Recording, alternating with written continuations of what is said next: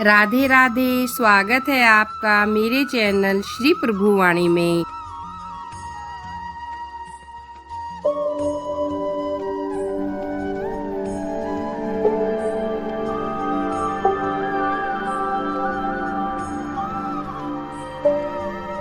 जय श्री कृष्णा भक्तों, आज हम इस वीडियो में जन्माष्टमी के विषय में जानेंगे।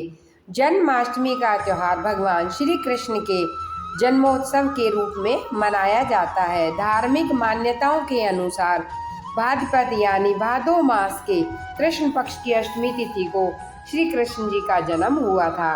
इस साल जन्माष्टमी का त्यौहार 18 अगस्त 2022 को मनाया जाएगा। इस दिन भाद्रपद कृष्ण पक्ष की अष्टमी तिथि है।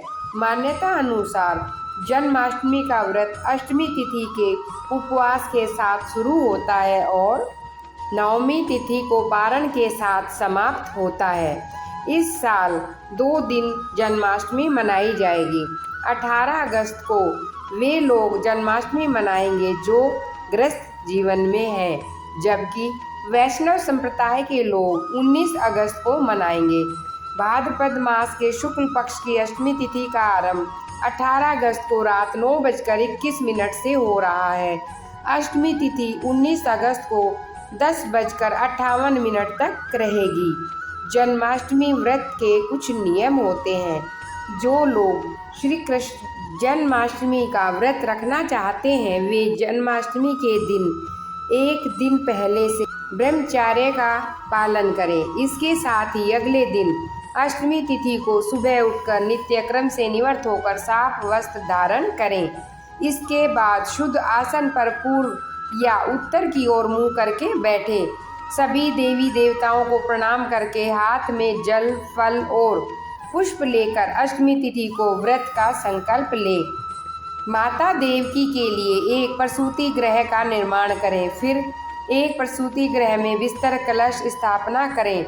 माता देवकी की स्तनपान कराती प्रतिमा भी रखें। इसके साथ ही देवकी, वासुदेव, बलदेव, नंद, यशोदा और लक्ष्मी जी इन सब का नाम क्रमशः लेते हुए विधिवत पूजन करें। फलहार के रूप में कट्टे के आटे की पूरी, मावे की बर्फी और सिंघाड़े के आटे का हलवा ले सकते हैं। जन्माष्टमी का व्रत एकादशी के व्रत की तरह रखा जाता है। इस दिन अन्न ग्रहण करना निषेध है। जन्माष्टमी का व्रत एक निश्चित अवधि में ही तोड़ा जाता है, जिसे पारण मुहूर्त कहते हैं। जन्माष्टमी का पारण सूर्योदय के बाद अष्टमी तिथि और रोहिणी नक्षत्र के समाप्त होने के बाद व्रत का पारण किया जाता है। आइए सुनते हैं कथा। स्कंद पुराण के अनुसार द्वापर युग की बात है। तब मथुरा में उग्रसेन नाम के एक प्रतापी राजा थे, लेकिन स्वभाव से वह सीधे साधे थे। यही वजह थी कि उनके पुत्र कंस ने ही उनका राज्य हड़प लिया और स्वयं मथुरा का राजा बन बैठा। कंस की एक बहन थी जिनका नाम था देवकी। कंस उनसे बहुत प्रेम करता था। फिर देवकी का विवाह वसुदेव से तय हुआ। तो विवाह संपन्न होने के बाद कंस स्वयं ही रथ हाँकते हुए बहन को ससुराल छोड़ने के लिए रवाना हुए।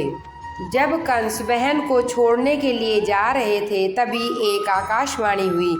जिस बहन को वह इतने प्रेम से विदा करने स्वयं जा रहे हैं उसी बहन का 8वां पुत्र तेरा संहार करेगा। यह सुनते ही कंस क्रोधित हो गया और देवकी और वसुदेव को मारने के लिए जैसे ही आगे बढ़ा तभी वसुदेव ने कहा वह देवकी को कोई नुकसान नहीं पहुंचाएगा। वह स्वयं ही देवकी की 8वीं संतान कंस को सौंप देगा। इसके बाद कंस ने वसुदेव और देवकी को मारने के बजाय कारागार में डाल दिया।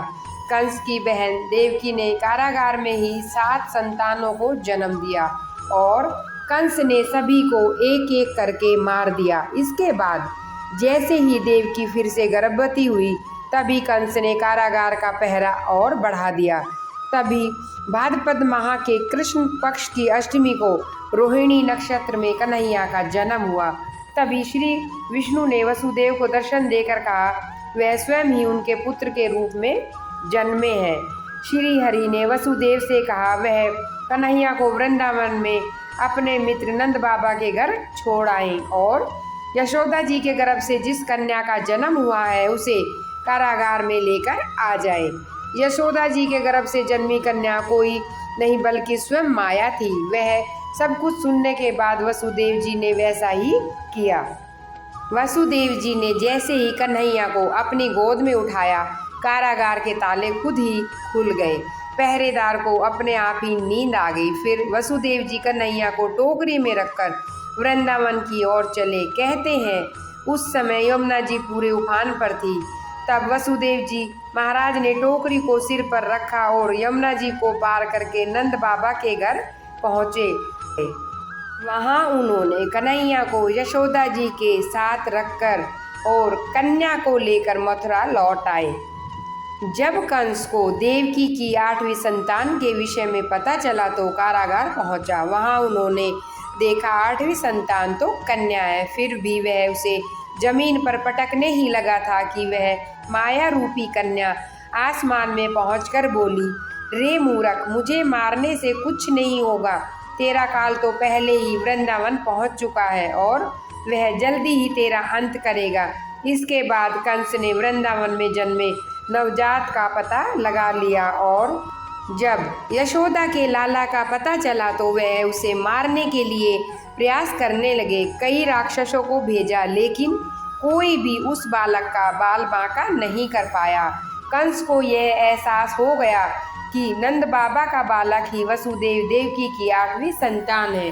कृष्ण ने युवावस्था में कंस का अंत किया। इस तरह जो भी यह कथा पढ़ता है, सुनता है और सुनाता है, उसके समस्त पापों का नाश होता है, साथ ही सारे कष्ट दूर होते हैं। कन्हैया की कृपा से व्रती के जीवन में सुख समृद्धि का वास होता है। बोलो कृष्ण भगवान की जय। भक्तों, अगर आपको मेरे द्वारा सुनाई गई कथा और जानकारी पसंद आए तो आप मेरे चैनल को सब्सक्राइब और लाइक अवश्य करें और अधिक से अधिक शेयर करें।